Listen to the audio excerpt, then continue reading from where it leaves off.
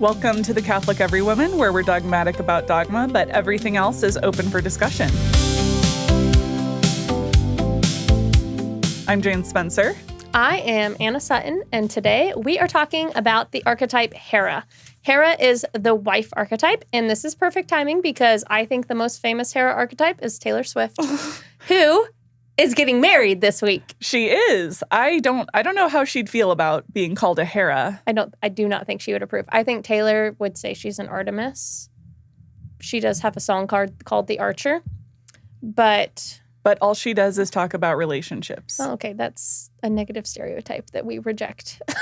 But she is clearly bound. Like, she obviously is very invested in relationships. She obviously is very bound to her relationships. She's deeply impacted one direction or another based on how her relationship is going. Right, which is very Hera. Yes. Yeah. And she's always wanted to be a wife. Like, that's been clear since her very first album. I didn't know that. Okay, yeah, that's not Artemis. No, but I mean, like, I think in our culture, like, nobody wants to be a Hera. She's like a jealous bitch.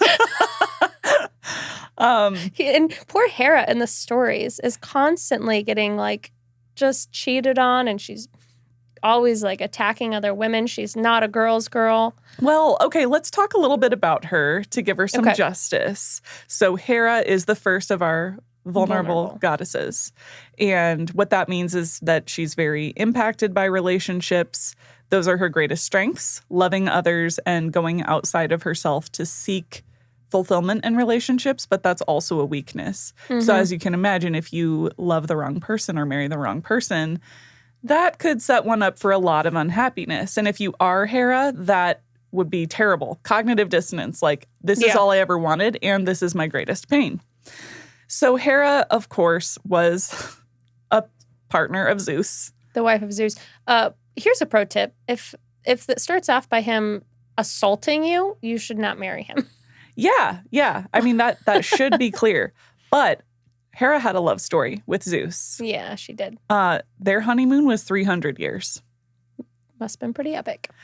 Yeah, totally epic. And so if you had 300 years to just, live in bliss and have fun and all sorts of things, and then, and get really attached during that time, then Zeus goes and cheats and has after children. The honeymoon, Zeus is like, whatever, I can actually... Yeah, but I mean, that would be devastating. Her whole world and identity was just flipped completely upside down. So Hera, even though she was jealous and she got after Zeus's other... Yeah, she was always trying to kill the women he was interested in or his other children. She was like other women. Very unaware of, like, the actual problem, which was Zeus. Right. And he would do, like, little cutesy things here and there to kind of repair with her, and then she'd laugh it off and be in love with him again, which is really upsetting. But yeah, she always was angry against the other women and the children, not Zeus himself. Okay, but we should, to be fair to Hera, she was very respected in Greek culture, and she was supposed to be very beautiful. She's symbolized by a cow because of her big, beautiful eyes, not because she was a cow. No, the dairy cow is my spirit animal. Really? Yes. Your spirit animal? That's hilarious. My spirit animal is a goose. Hey, farm animals. Neither of us have very exotic spirit animals. We're all on God's farm. It's fine. Okay. Yeah, let's see. So Hera was definitely revered in Greek culture because she was the goddess of marriage. So similar to Hestia, one of our virgin goddesses, she's central to the home and to society and culture. Yeah. And that's huge. So despite her flaws, like any good old Greek god or goddess, she was greatly, greatly revered. Yeah. So a Hera type is somebody who really sees marriage as, like, a very core value of their being. Like, they want to be married. They want to be a wife. Like, yes, and they want to be bound within that covenant because we don't want to get Hera confused. So, like, with Hera, she's very marriage focused. She's not romance or motherhood focused. Yeah. Which also come along with or like marriage. Home building focus. Like Hestia was like a homemaker. Right. Hera is invested in her man. And that's her. The marriage, the covenant. Almost. Yeah. Yeah, absolutely. And we'll see how, putting marriage above everything kind of sets you up for failure because nobody's perfect, not even the Greeks. Yeah. Well, and how in the biblical characters we bring out, the redemption of this is that if God is the center of a marriage and the covenant of marriage is upheld with God as the center and your identity isn't coming from a man, but is coming from Christ. Yes. Then you can be totally happy as a Hera type and be a like healthy, balanced human being. Yeah, absolutely. So we can see how the biblical characters really transform Hera's focus to focusing on God, who's always faithful. Mm-hmm. Yeah. And if you want some inspiring music, you can just listen to Taylor Swift. Well, what are Taylor Swift? What are Hera Swift's most Hera songs? Most Hera. I mean, obviously, there's Love Story. There's Romeo, Save Me. I don't want to be alone. I want you, and that's all I really know. Yeah, she's a Hera. But she was so young when she sang that. In her like later music, it actually becomes very beautiful. Like it kind of heartbreaking. Like her most recent relationship, well, not before Travis Kelce, who she's marrying, Joe Alwyn. Her breakup songs with him are like kind of gut wrenching because she talks about like you swore that you loved me, but I died at the altar waiting for proof. Like she really wanted to marry him. She has a song called Paper Rings. I like shiny things, but I'd marry you with paper rings.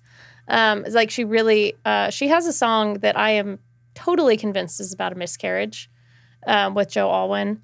And so it's as she's gotten older, like her music has moved away from this like, oh yeah, I'm a teenage girl who likes boys and wants to get married someday to like these actually truly gut-wrenching, like wrestling with the pain of like not wanting to be alone. Ah, the pain of waiting. Yes. Let's talk about Sarah. Is there anyone else you're like, okay, I gotta stop talking about Taylor Swift? No. For real, we get it. I'm really not trying to change the subject.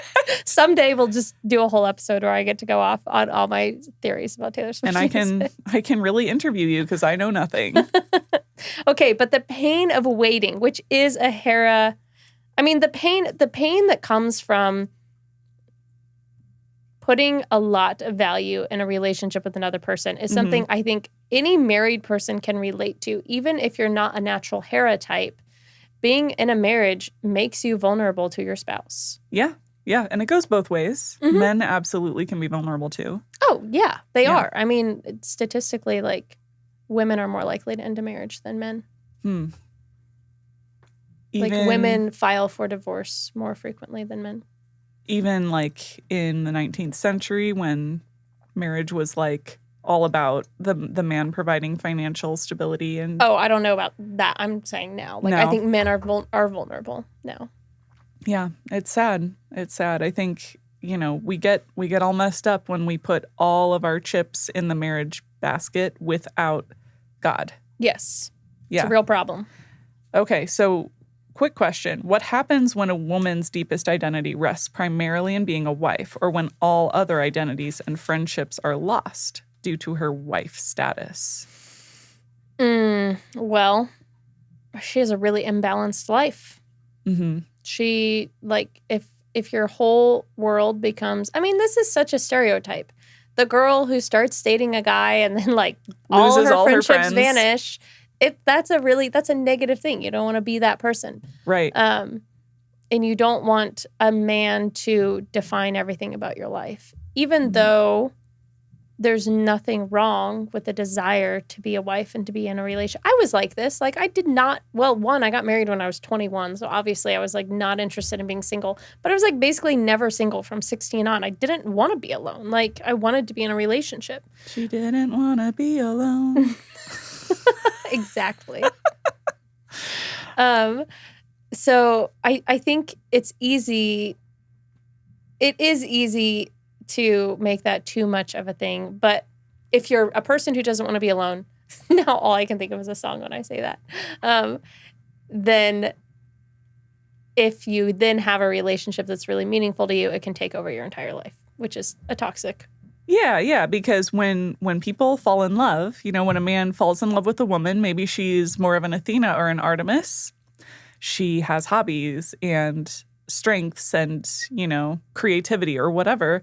If then after marriage, she thinks she needs to become a Hera, like 100%, and lose herself and everything that helped the relationship grow into the marriage, then maybe the man would be like, you're not who I married, or like you've changed a great deal after the marriage because you thought this is what I wanted. Almost like a chameleon type. I mean, I think a Hera type is going to be a Hera in a dating relationship. And I think there are probably men who are drawn to that, like who want to be doted on. Mm-hmm. And then I think there are men who maybe don't want a needy wife. Yeah. Hera strikes me as highly receptive. Like, I think a Hera wife would jump for joy if husband surprised her with flowers or husband was tender toward her. I think that would really fulfill a Hera type, as opposed to like Athena appreciates maybe more collaboration and goal fulfillment with husband, like activities, direction. But then poor Hera, what happens if the man isn't enough for her, or her ideal of marriage actually isn't reality? All right. Well, we know somebody whose ideal of marriage was brutal. That was Leah. Yes. Leah. Poor Leah. I love Leah. Team Leah. Boo Rachel. Team Leah. I mean, I think everyone dislikes Rachel when you read this story. Really? It's really hard to root for Rachel. I'm so encouraged by that because I thought I was the only person who didn't like Rachel. It's pretty hard. I mean, I do think Rachel has legitimate pain. Also, it's not Rachel or Leah's fault that they were put in this position. It's 100% their dad's fault. Yeah, that was awkward. Yeah. Gosh. And also maybe Jacob's, because he did have a wedding night with Leah, and it's like, did you not look at her? Did you not? I mean, maybe it was very dark. They didn't have electricity. Yeah, but he knew the family for 14 years. We're getting ahead of ourselves here. We are. But you would imagine that he would greet her and say, how you doing? Or check in with her. It was like, wouldn't you know Rachel's voice? Wouldn't you know if that wasn't Rachel's voice? So my personal theory about this story is that Leah was really good in bed. Because obviously, right, like there was obviously a connection there because she had a lot of kids with Jacob. Like if he really just didn't like Leah and wasn't into her, they wouldn't have had like such a rich, like he could have just only been with Rachel. Like he could have just ignored Leah. I didn't think about that. Like if you had like a harem, you had to be summoned by your spouse to like a king with concubines. He had to summon her. So you could like theoretically be a concubine of the king and like never be summoned and just like live in the palace. And which, I mean, they weren't in a palace, so it was a little different. And we do have the story where Rachel and Leah are fighting over who gets to spend the night with Jacob that night. Right. But I do think there must have been some legitimate connection between Rachel and Leah because one... You mean between Jacob and Leah? Yeah, between Jacob and Leah because they had a bunch of kids together. Obviously, they had a prolific marriage. And he was ultimately buried with Leah, not Rachel. I love that. I didn't know that. Yeah, I don't know. To me, it always seemed like Leah was, gosh, I don't want to use like slang, but she was on the side. That he was just like, yeah, whatever, Leah, but Rachel. And I'm like, I mean, he was in love with Rachel. Right. Openly. It's just upsetting. Poor Leah. But he was like with Leah for 7 years before he got Rachel. No, he was with her for a week. Oh, and then he had to work another 7 years. You're right. No. He did have to work another 7 years for Rachel. He did, but the timeline is like this. He worked for 7 years to acquire Rachel. And then the dad said, no, another 7 years. Okay, then it was finally time for the wedding, and it was Leah. The day after, Jacob realizes that wasn't Rachel. Hey, Dad, what happened? And he said, that's my oldest daughter. I needed to give her away first. Wait 1 week and you can have Rachel. And that's when he and Rachel got together. Yeah, I'm sure. I think he I thought what happened, we'll have to check this. He worked 7 years. His dad snuck Leah in instead of Rachel, and he said, WTF? And he's like, well, you have to work another 7 years if you want another daughter. I think he had to work an additional 7 years to get Rachel. Okay. Yeah, my understanding is there was the checkpoint at 7, all 14 happened, Leah, then Rachel 1 week later. But yeah, we can... We'll look this up. We'll look it up. Maybe we were reading 2 different Bibles. Probably. No, I think these stories are the same in the Catholic and the Protestant Bible, which now I read a Catholic Bible, obviously. Okay, so Leah, though, Rachel and Leah both are good Hera types because their entire being was very much defined by their husband. Mm-hmm. Yeah. But Rachel, and they were both quite jealous. There was a lot of jealousy. There was a lot of competition, which is kind of classic Hera. Yeah, and something else about Hera is this longing. Mm-hmm. Poor Hera, like the Hera types are just, I don't know, I just feel like kind of spread thin with longing. Are vulnerable. That's part of being the vulnerable goddesses. They're vulnerable and they're kind of longing and waiting for things that are out of their control. So Rachel, give me children or I shall die. So she was really longing for children because probably she wanted to please Jacob. Well, and like we talked about with Hannah, you weren't like legitimate at all as a woman if you didn't have children. Yeah, it's like, what's wrong with you? You're not blessed. Which appropriately in that situation, Jacob's reaction was like, what am I, God? Like I can't give you children, you know? Yeah. Yeah. But then God does give her, Leah is the mother of Israel. She is the line that Christ came from, the line of Judah. But Rachel is the mother of Old Testament Joseph and Benjamin, who are both remarkable. Right. They're wonderful patriarchs. Joseph is the closest patriarchal figure to Jesus. He was pretty much without reproach. Mm-hmm. Yeah. Joseph is amazing. Clearly, like far and away, the best Old Testament male character, in my opinion. He's wonderful. Moses, I guess, but... Moses had an iron fist, though. Yeah. Okay, so Leah and her longing, she, with every child, begged that or hoped that Jacob would love her. Now my husband will love me. Now my husband will become attached to me. So she's kind of relying on herself, but longing so much just for Jacob's love. Not so much for children, but for that marriage. So more Hera. And then finally, with the birth of Judah, she says, this time I will praise the Lord. So as you know, Judah is in the line of the Messiah. So Jesus does come from the line of Leah, which I really like. And she eventually found her identity in God and in God's will. And God was faithful and rewarded Leah's faithfulness. Mm-hmm. Yeah, God did have compassion on Leah. Mm-hmm.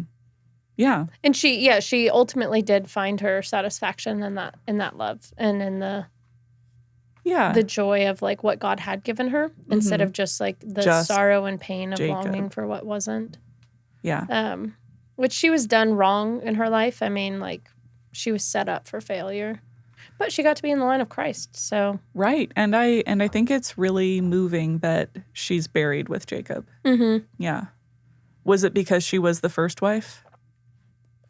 No, it was, Rachel died they were journeying. Rachel died on the way and they had to bury her.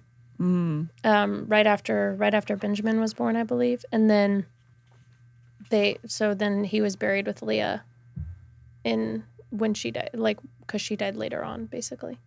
I believe. We can double check that detail, but I'm pretty sure that's what happened. Because that's part of why he was so attached to Benjamin and Joseph. And why he was so devastated about Joseph being taken as a captive. Why he showed so much favoritism because he had really loved Rachel and she died, and it was kind of his last connection to her. Yeah. Okay. So not great parenting or fathering all around. I've always sort of had this issue with the patriarchs. They kind of suck. There are so many things where you're like, oof. That was not a good rough. choice. Yeah. Like the next patriarch wife we're going to talk about, the other Hera type, Sarah. Abraham, like there are several points in the story where you're like, good Lord. Couldn't have shown some better leadership. Yeah. So Sarah is our peak Hera. Yeah. Peak biblical archetype. Yes. Okay. Nearly every major event in her life revolves around marriage, covenant, infertility, and God's promise. So it's that same pattern we see of, yes, marriage being kind of a goal in and of itself, and a lot of suffering due to longing and vulnerability. Mm-hmm. Yeah. Well, and she was so, Abraham was such a major figure. She was completely defined by him in that way. Like her whole, I mean, she's the mother of Israel ultimately, which is a huge role. I mean, she's very, very highly respected. She was very beautiful. No way. I know. Another one that's like shockingly beautiful. So beautiful that Abram was scared of being killed by other people who wanted his wife. So he would, when they traveled, he would say, tell them you're just my sister. Which is like... Yeah, which is true in a roundabout way because they were of the same tribe or like very, very distant cousins. Yeah. But yeah. Yeah. But as the story goes, when they were like in Egypt, then she was taken into the palace. Mm-hmm. He was going to have like his way with her. And an angel was like, no, I will kill you. This is Abraham's wife. And the king's like, WTF, why didn't you tell me she was your wife? And he's like, well, because I was scared you would kill me. Yeah. Which is like, okay, dude, like, again, pull it together. Be a leader. Be a leader, Abraham. But so in those situations, Sarah was like utterly vulnerable to just like the whims of whatever man happened to be in power at that point, like in her world. It's crazy. Yeah, that sounds scary. Yeah. Okay, so Sarah's life is punctuated by the pain of waiting. Yep. Not just years. You know, we hear about struggles of infertility being maybe 7 years, 10 years, but for Sarah, it was decades. Yeah, she was like 100 when she finally had Isaac. Yeah, like really old. Yeah.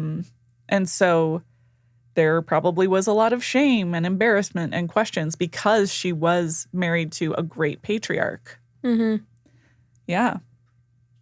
Oh, yeah. I mean, obviously, Abram did really love Sarah because he was loyal to her. Like, they had a good marriage in that way until Sarah was so desperate that she, like, gave him her handmaiden, Hagar. Right. Who then had a baby, and then she flipped and got very jealous, classic Hera. Like Hera, yeah. And was like, now you have to send her away, like, get her out of here. Mm-hmm. So what exactly did Sarah do to Hagar? Did she, like, torture her, or did she just kind of get her banished? She got her banished into the desert with her son, because she had Ishmael, who's now the father of Islam. Right. So this is like a long-standing, and so Hagar was just trapped out in the desert, like ready to die, and then God saved her life because he had a covenant with Abraham, and he said, this is still the fruit of Abraham. Like Ishmael was still the fruit of Abraham. So this is why, like, there's more legitimacy to, like, the Catholic Church says that the Islamic people do worship God. They offer incorrect worship to God, but they still see it as the God of Abraham. Oh, okay. Because they still trace themselves back to Abraham. Yeah, so similar to the Jews, they worship the God of Abraham, of Isaac, of Jacob. Yeah. Yeah. So. But then Jesus came, everybody. I know. But wait, there's more. Well, and the Muslims also still honor Jesus. They just don't as see a prophet. It as the same. Yeah. Right. Okay, so underneath all of the jealousy and all of the waiting, there's fear that God won't fulfill his promise.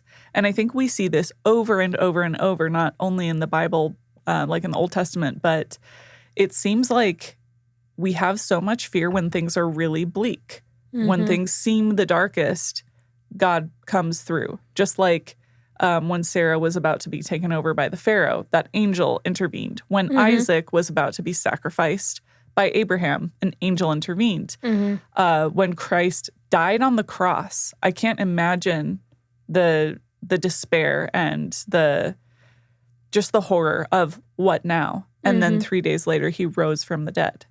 So over and over and over, it seems like God tests our fidelity because he makes these promises and we're little people, so we're afraid. But he always is faithful. Yeah, which is why our relationship with God needs to be the thing that is grounding us and keeping us centered, not a relationship with another person. Another person is never going to make you happy. It's never going to satisfy you. It's never going to fix the problems in your life. Right. Not fully. No, I mean, it's like being married is better than not being married, in my opinion. It's a lot more fun. Absolutely. Yeah. But Andy doesn't like fundamentally make me happy, nor do I fundamentally make him happy. It all has to come from God. Right. I would say, though, in marriage, it seems like crosses are kind of cut in half. Because before marriage, sufferings and struggles you kind of have to wield them on your own. And then once you get married, you have a spouse to help you carry that cross and to, I don't know, there's just a lot of joy there in being able to know that you have someone else that can walk along with you in sufferings. That's true I think that's true if it's an external cross. But if you have a problem in your marriage that's like an internal, like between the spouses, between the two of you, then it's a doubled burden. Like I remember points in our marriage feeling like this is not like, why am I carrying this burden? It's not my problem, but like it's my problem because I married you. So like sometimes you get burdens that you're like, I really didn't sign up for this burden, but you did sign up for it. So like marriage is wonderful when all the pressures are external. If you're having intermarital problems, it's so painful.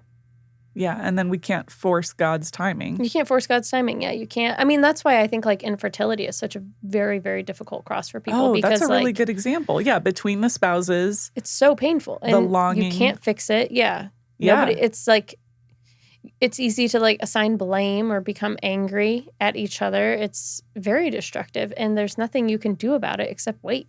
Yeah, I bet a lot of these biblical women, had those struggles. Or like maybe they were frustrated with the men or, well, they were probably blamed because if a woman couldn't conceive, it was her fault. Well, we see Rachel going to Jacob and saying, give me children or I'll die. And he's like, I can't give you children. Sorry. But he was a decent man. Like then you have like King Henry VIII who's like, if you don't bear me a son, I'm going to murder you. And he just kept killing his wives only to find out years later from science that the gender comes from the man. Yeah. Yeah. Wild. Freaking King Henry VIII. Ooh. Okay, so the shadow side of, would you say the shadow side of the Hera is a tendency to put too much emphasis, like too much joy? No. Too much meaning on the relationship, too much weight, as opposed to putting it on Christ. Yeah. Because if the Hera type looks to marriage as the end of all happiness for herself, she'll be disappointed. And not because like, oh yeah, marriage is awful or anything. No, it's just that we are meant for God. Like the faculties of our soul are meant to be fulfilled in the beatific vision in heaven. And so anything on earth is going to be a shadow of that, or there's a veil between us and God and pure union and happiness. So keeping that in mind and knowing that, hey, we're all little imperfect people and we're going to have crosses because that's what it means to live the Christian life, but it's okay. And God is always, always faithful. So reorienting God to the center will probably be a lot more fulfilling and soothing during crosses, especially if they're like intermarital. Oh, yeah. Intramarital. Yeah. Yeah. That's if you... what is the proverb? A strand of 3 cords is not easily broken. It has to be like the man, the woman, and God. You can't just have the 2 cords. You got to have that third. Yeah. It's a good checkpoint. How are things? If things are not so great, where do we have that third cord? Okay, so Sarah laughs. Can we talk about Sarah and Abraham laughing? Oh, yeah. We don't want to skip over that. Yeah. I mean, so Sarah, three angels who it's the only depiction of the Trinity, right? The painting of the three eating with Abraham is thought to be the Trinity. Okay. I mean, the Trinity kind of shows up at the baptism of Jesus. Yeah, but like in iconography. Like the only icon of the Trinity is like the three eating. Oh, okay. With Abraham. Yeah. Anyway, so three angels come. We don't exactly know who they are. It's almost certainly they're like Christ. Strangers, right? Yeah, three strangers come. And they tell Abraham, like, this time next year, you'll have a son. And Sarah overhears in the tents and she laughs because she's like, I'm 100 years old. Like, and now God's going to give me a son. Like she stopped believing in the promises of Christ. Like I hear this, when it says Sarah laughed, it's not a joyful laugh. It's a bitter laugh. It's like a cold, harsh laugh. Okay. Yeah. My understanding of Sarah and Abraham laughing was like how silly, not an angry, sarcastic laugh. It was more like maybe joy or. No, she didn't believe it because then they say, why is your wife laughing? Like, because she laughed in lack of faith in God's promises. Oh, yeah, gosh, because she's reprimanded in it, so it's not a good laugh. Yeah, because God then says, "Is anything too wonderful for the Lord?" Yeah, yeah, and I mean, I think God is kind and gracious. Like, it would be really hard to wait 100 years and be told, like, it'll come.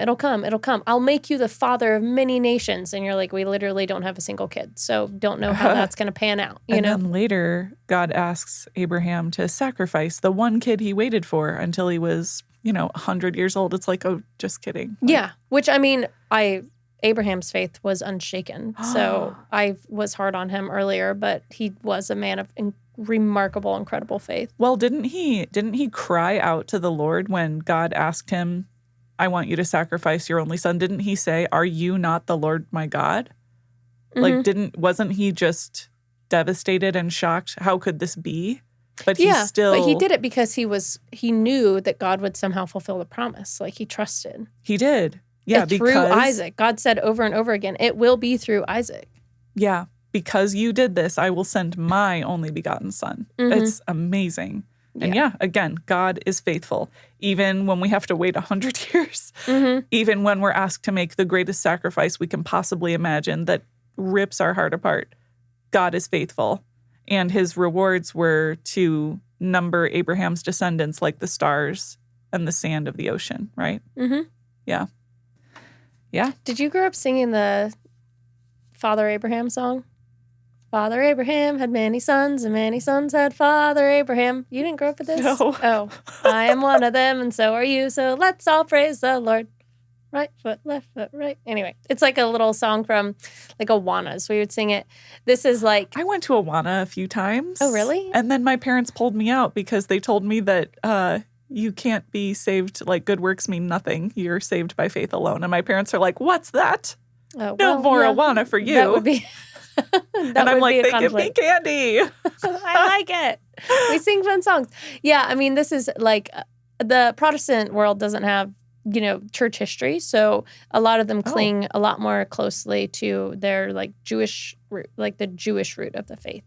I mean, this is why so many Protestants are staunch defenders of the Jews, like really committed to America, supporting the nation of Israel, because they still see the nation of Israel as like waiting for... Like when they read Revelations, they don't read it as the church. They church as the new Israel. They read it as literal Israel. Okay, so the Protestants, they say they're sola scriptura, but the Jews, have so much tradition. Tradition is huge for them, and the Torah, of course, but it's almost like the Protestants want tradition. They want that. Oh, of course they do. Yeah. But they won't say it. Well, a lot of Protestants will uphold Jewish. There's a pretty big movement of Protestants who will uphold, like they keep the Sabbath on Saturday instead of on Sunday. What? They'll keep a lot of Jewish laws and traditions because there is an increasing longing for this rooting. And yeah, it's been like, I would say like in the last 5 to 10 years, I've seen a lot of people really push back toward these like Jewish roots. I mean, let me guess, they pick and choose the things they want because they're Protestant. Exactly. It's always easy to just like be like, well, I like the Sabbath on Saturday, but I'm not going to eat kosher. Well, a lot of people do eat kosher, but yeah. Protestants? Mm-hmm. I mean, I shouldn't say a lot. It is a distinct movement within Protestantism, though. Like, it's so not super uncommon. Well, they also see like the fulfillment of Revelations coming because they don't see us as being in the end times now. Like the Catholic Church says that like when Christ says like the 1,000 years of reigning with Christ is happening now. That's what the church is doing. We are reigning with Christ. They think that's still to come and that like a certain number of Jews still need to be saved for that to happen. Oh. So like the promises and revelations are not yet fulfilled. They're waiting for it. And key to that is redemption of literal like Israel, the land of Israel. Okay, that's interesting. So they're not trying to convert the Jews; they're trying to be more like them. Well, both. They're trying to embrace their Jewish roots of Christianity, but also convert the Jews. Yeah. Yeah. Anyway. Okay. So let's kind of go over compare the 3 women of Genesis. We have Sarah, who longed for the child of promise for 100 years. Rachel did possess her husband's love, but longed for children. Yeah. Okay. And then Leah possessed children, but longed for her husband's love. So each woman had what another one desired. No matter what, the vulnerability here is always, I'm unfulfilled and therefore kind of unhappy. Yeah, and it all circles around the husband figure. Like they were all very much defined by being a wife. Yes, absolutely. Okay. And they were all quite jealous and sometimes petty. Yeah. Yeah. And the resolution of all of this is that none of them actually found peace and God's will for them until God himself became the center. Yeah. But that took time and trust, especially when things were really hard. So if things are really hard for you, Hera ladies, good things are likely just around the corner because God is faithful. God is faithful. Yeah, and I think there are probably, at this point in time and culture, Heras are suffering more than ever because it's harder and harder to get married. Marriage is being put off longer and longer. Culture is more and more against it. So, like, if you're a person who, like, deeply longs for marriage, this is a rough time. And I think if I were in that position, I would be really tempted to settle for somebody where God wasn't as much the center of the marriage because if you desperately want to be married, you can reach a point where you're like, just whatever, anything, take anything because you want to be loved. So my encouragement, if you're a Hera type who's like not married, don't like be patient. Yeah. Be like, look to all these women in the Bible who were suffered and waited and like resolve in yourself to suffer and wait a little longer. And God doesn't owe you a spouse. Like, right. Nobody's guaranteed. That might not actually be his plan for you in his church. You might be single and that's okay. But definitely don't settle because marriage is one of the biggest decisions you'll ever make. Yeah. Better to be, there's this other proverb, better to live on the corner of a rooftop than with a nagging wife. My mom always told me it's better to be a little lonely than a lot miserable. That's true. That's true. Or like marriage is either the closest thing to heaven or the closest thing to hell you'll ever experience. I think that's true. Wow. I mean, okay. And so this Hera type actually goes both ways. A wife can't actually make a husband happy. So if you're a Hera wife and you're noticing your husband isn't happy, it's not your responsibility to change everything and make him happy because we can't make others feel a certain way. Mm-hmm. Okay, another takeaway for Heras I think would be really valuable to talk about is in modesty culture. If you are a wife and you are very jealous because you feel your husband might be tempted to look at other women, don't turn to those other women and tell them they need to be more modest because your husband might have a problem. That's weird. Like, this happens in churches all the frickin' time. It's like, oh. I'm shocked. Keep going. This is interesting. Like a wife who is kind of insecure or there's some unhealthy dynamic. She has an insecurity about her husband looking at another woman. The Hera reaction is to be jealous and bitchy and be like, your dress is too short. Your heels are too high. You're too tight. Oh, okay. And so you critique a woman's like modesty because you're worried about your husband lusting after her. Oh, wow. When the problem in that situation is your husband, if he's lusting. Yeah, I mean, gosh, if your husband is lusting, I hope the relationship is strong enough that could be a conversation.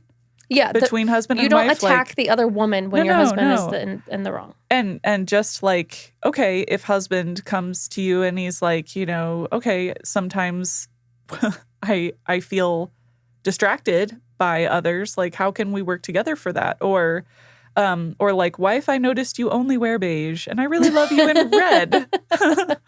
Yeah.